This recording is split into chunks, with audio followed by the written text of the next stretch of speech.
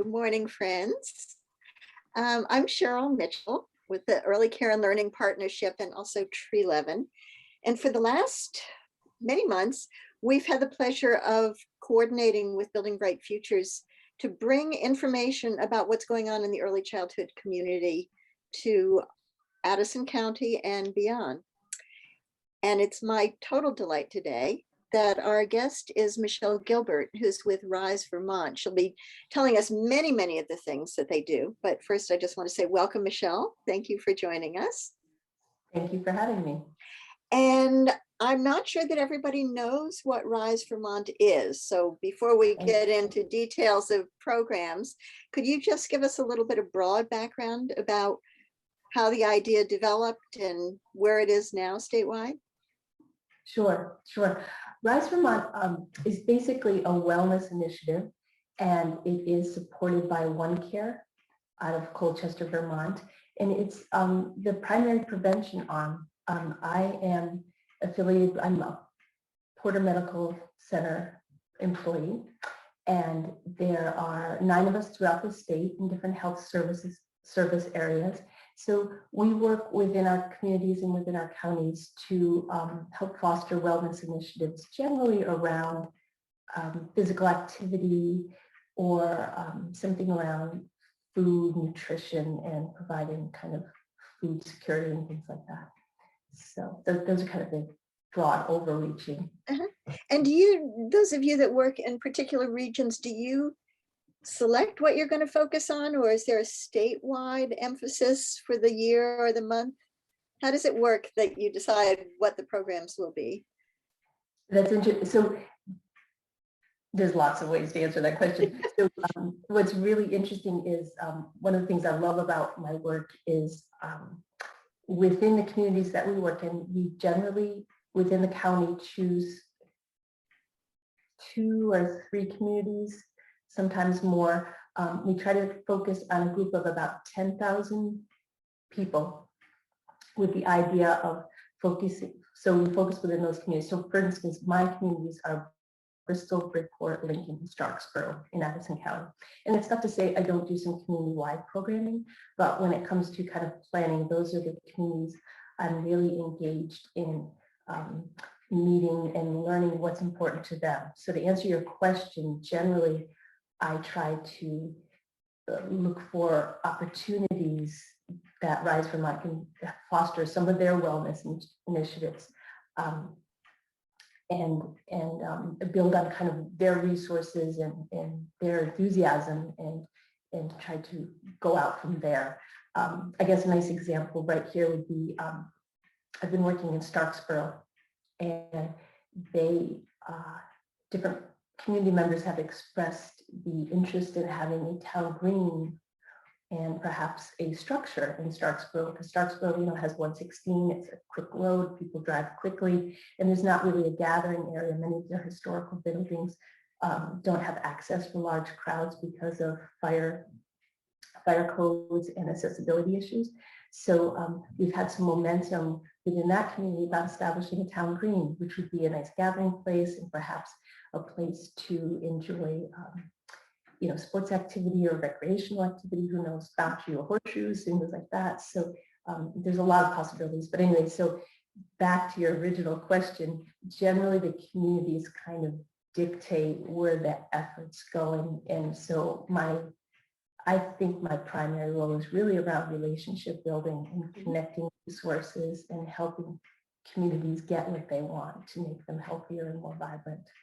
I love that example because Darla and I have been working on a project called New Lives for Old Buildings, sort of converting existing spaces into more community resources. And I hadn't thought outside the building. So the concept of sort of reviving the town green mentality is very exciting to me. Happy to hear. Yes, and you think historically around town greens, you think about, well, it was a place to trade and have, open markets. It was a place to water livestock, and it was a place where, people just gathered. So right now we don't need to water our livestock on the town green, but there still is that sense of community, and where do we bring ourselves together? And it's interesting that, of course, with COVID, that's become more apparent that we all really miss working with each other, gathering with each other and working together on things. So it's kind of a nice thing to come out of kind of the dark COVID time, and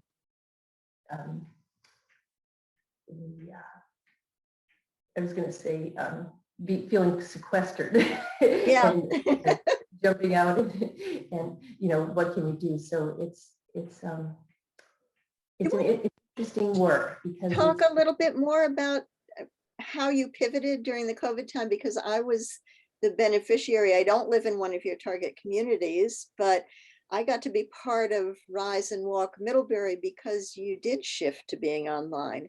And I'm wondering if you could talk about that decision and what your role in it was. I think I saw you on one of the short clips.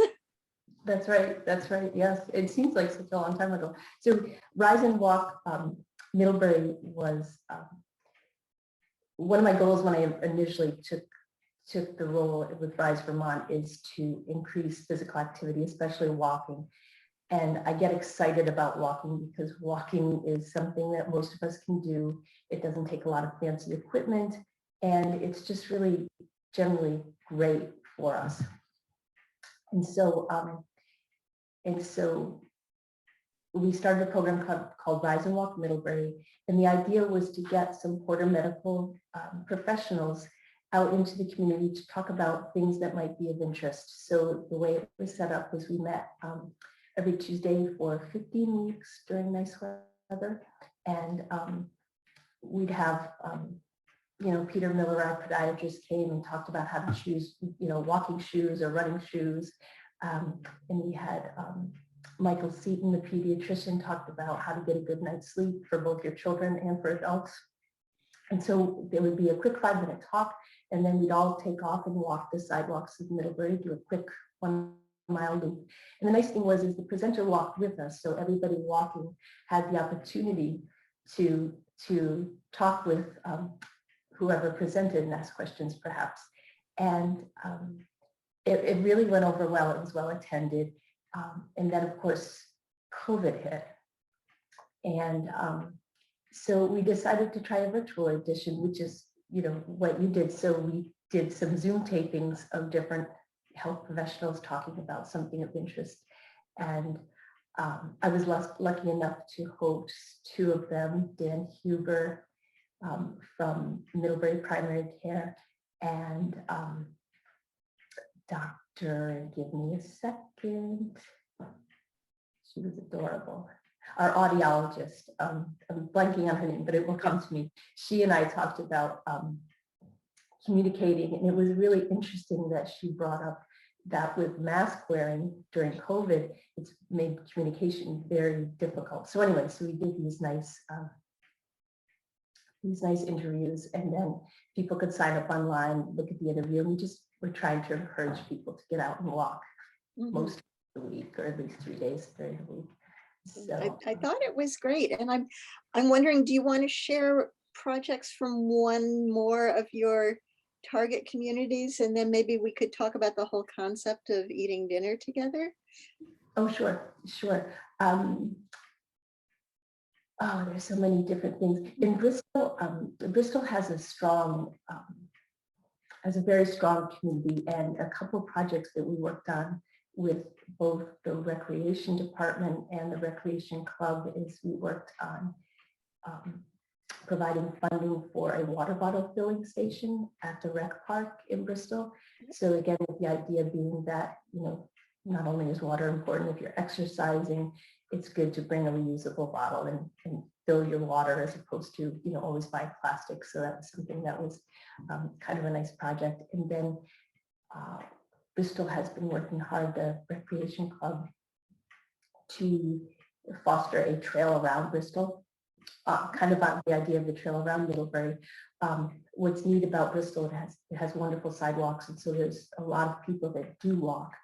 And so the trail around Bristol is wonderful because people have easy access to get to this trail.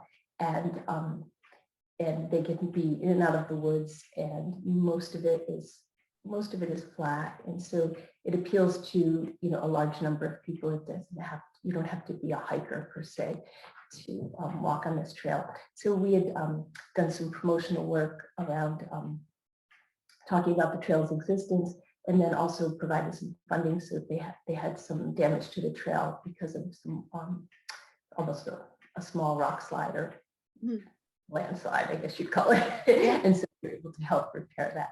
So that went nice. So that's, I had wondered, I walk that trail sometimes because my daughter and granddaughters live in Bristol.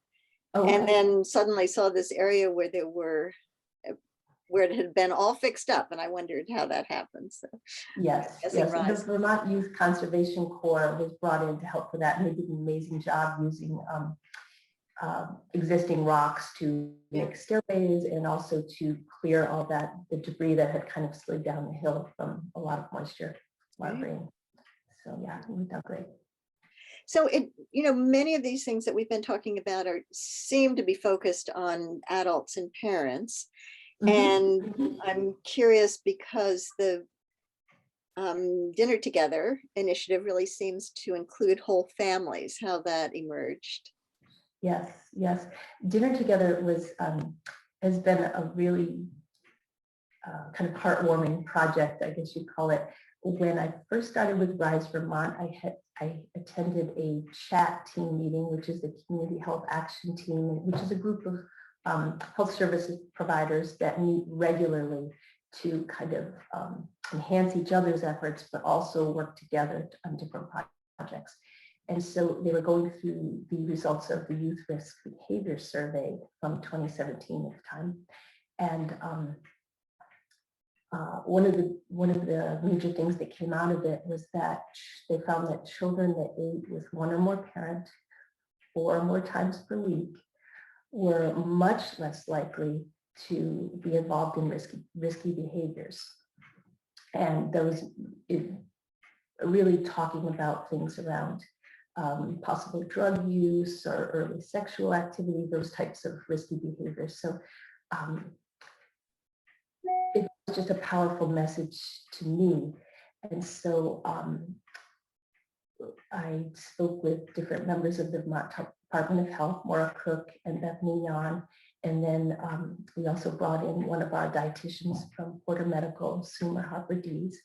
And we just started meeting about what can we do to let parents know that this is something that's relatively easy to do, have dinner as a family, and but really mostly talk about the benefits of having meals together, because it's not, and our point is it's kind of not just about the food or not even about the food. It's really about the time spent together and all the great things that can happen because you're having time together. So it started off just as an educational campaign on paper, and there's a couple of flyers that give information about how eating together helps children do better in school, how it helps support social emotional development, and how it helps with learning and how children have more self-confidence and self-esteem. So it kind of has hits and bullets around that. And then we realized that, well, if we're going to talk about eating together, maybe it would be nice to offer some recipes that were easy to make, low cost, healthy, just so to make it easier to eat together. Here's some easy recipes. And then in the back of recipes, there's always tips, so they can be around all kinds of things around resilience, around building resilience, I should say, building resilience around conversation starters, around how to make family mealtime special. So there's a variety of different topics covered in these. And so the idea is we're just trying to get information out initially anyway, on paper. Oh, you have a friend visiting. You do. So anyway, so that's how it started. And then it kind of developed into a few other programmatic things, and it's being used throughout Vermont as kind of a basis for getting information about some cooking recipe and cooking tips, and also about more of the information, the benefits of eating together. Well, I love seeing it because early on, there was a lot of research about speech and language development for young children, and saying that the kids Yes. that were at family meals, even though they weren't yet verbal, ended up being so much more expressive and had a better understanding of how language works. So it was nice to see that, that it's coming back, Yeah. the idea. And certainly something during COVID that was possible once people's busy lives slowed down. So I was Right, very right. happy to see you doing that. And the And I know materials look this, beautiful. oh, thank you, thank you. Well, Rise Vermont, one of our, Elida and Caitlin have worked hard on the logo and, kind of presenting it in a kind of easy on the eyes formula. And, you know, it's just been a great kind of team Yeah. exercise. It's great information. And it's interesting as a parent, I think all of us need to be reminded about all the wonderful things that happen just because you're at the dinner table together. Like you said, children learn things about taking turns and helping themselves in speaking, but then waiting for someone else to speak. So there's wonderful things that come out of just that time spent together.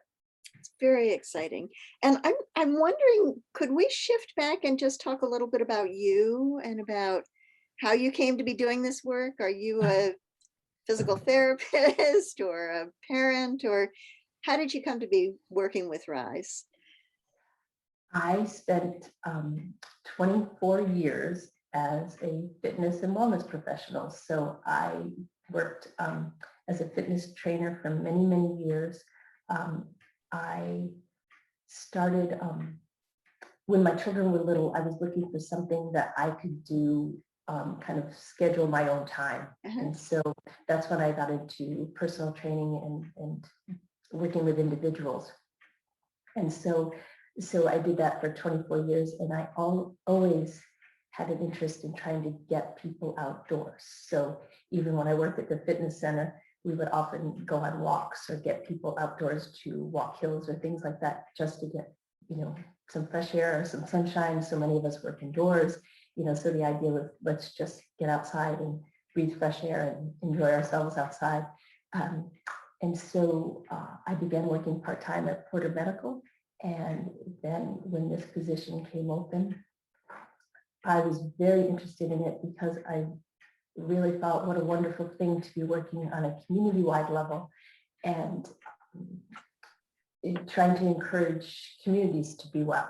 So that's one of the reasons I was so drawn to this idea. And so it's been really fun to think about how to help whole communities or how to foster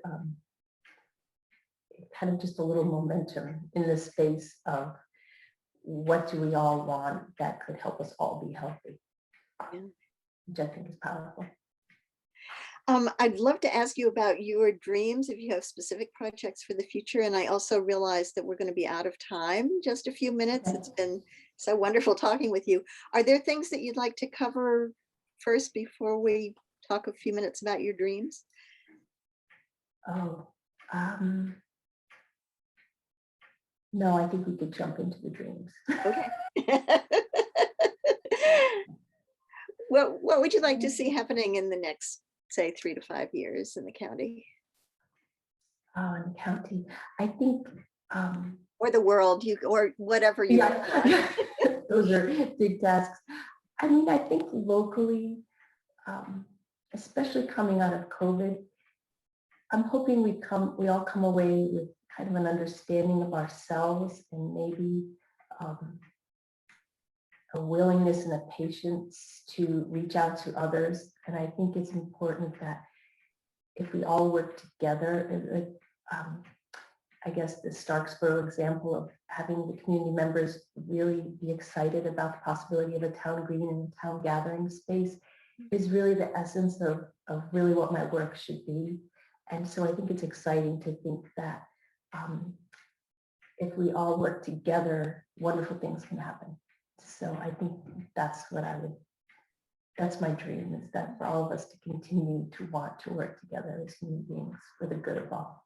Well, I love knowing that the community has made a commitment to having somebody in your position, specifically to having you in your position, who does hold that kind of dream. There are so many people that are talking about community schools. Are there ways that schools in towns and nonprofits could Yeah. work together? Are there ways that we could Right. better support all of our families when their kids are very, very young? So it's lovely to Yes. know that there's a mechanism for really focusing on the wellness of us as individuals in our communities, and that you're in Yes. that role. So I would just like to say thank you so much, Michele, for spending some time with us today.